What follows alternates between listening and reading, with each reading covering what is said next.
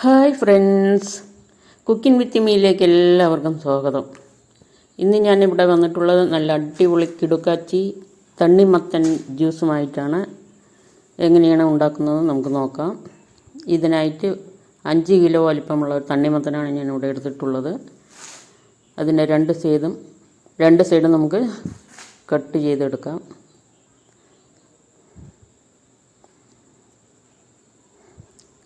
ഈ 2 ഭാഗവും ഇതുപോലെ കട്ട് ചെയ്തെടുക്കാവുന്നതാണ്.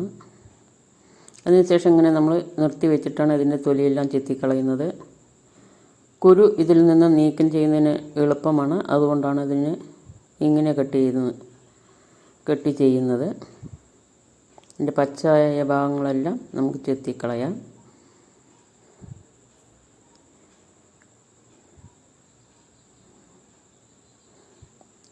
അങ്ങനെ ഇതുപോലെ കണ്ടില്ലേ, ഇതുപോലെ നമുക്ക് പച്ചയായ ഭാഗങ്ങളെല്ലാം ചെത്തിക്കളയാം.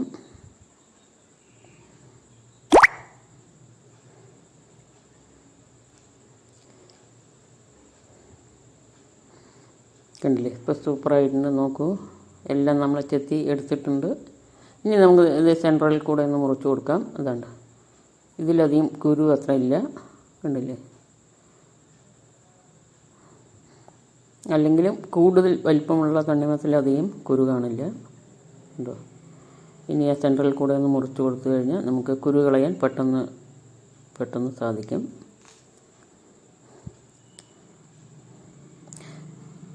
ഈ ചൂടിനെ പ്രതിരോധിക്കുന്നതിനും ക്ഷീണം അകറ്റുന്നതിനെല്ലാം തണ്ണിമത്തൻ ജ്യൂസ് നല്ലതാണ്. കുഞ്ഞുങ്ങൾക്കായാലും വലിയവർക്കായാലും നന്നായിട്ട് കഴിക്കാൻ പറ്റുന്ന ജ്യൂസാണ്. ഇതിൽ വീട്ടിൽ തന്നെ നിങ്ങൾക്ക് എല്ലാവർക്കും ട്രൈ ചെയ്ത് നോക്കാവുന്നതാണ്. ഇല്ല, ഇതിൻ്റെ കുരുവെല്ലാം നമ്മളിപ്പോൾ എടുത്ത് മാറ്റിക്കൊണ്ടിരിക്കുകയാണ്. അങ്ങനെ ഏകദേശം നമ്മുടെ തണ്ണിമത്തൻ മുറിച്ചതിൻ്റെ കുരുവെല്ലാം ഇവിടെ നമ്മൾ മാറ്റി.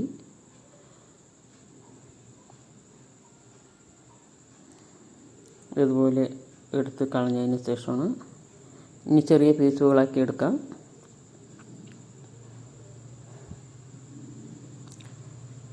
അതുപോലെ ചെറിയ പീസുകളാക്കി നമ്മളൊരു ജാറിലിട്ട് അടിക്കുകയാണ് ചെയ്യുന്നത്. കണ്ടില്ലേ, ഒരു ജാറെടുത്തു. ഇനി അതിലേക്ക് നെല്ല് മുറിച്ച് കഴിഞ്ഞു. ഇനി അതിലേക്ക് നമ്മൾ ഈ പീസെല്ലാം ഒരു ജാറിലേക്ക് ഇട്ട് കൊടുക്കുകയാണ് ചെയ്യുന്നത്. ഇനി നമുക്ക് ഇതിലേക്ക് വേണ്ടത് ഏലക്കായ്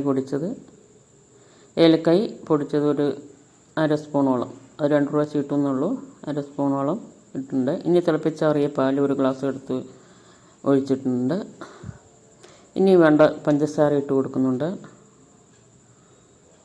ഇതെല്ലാം നമുക്ക് ഒന്ന് അടിച്ചെടുക്കാം. ജാറിലിട്ട് ഒന്ന് അടിച്ചെടുത്തതിന് ശേഷം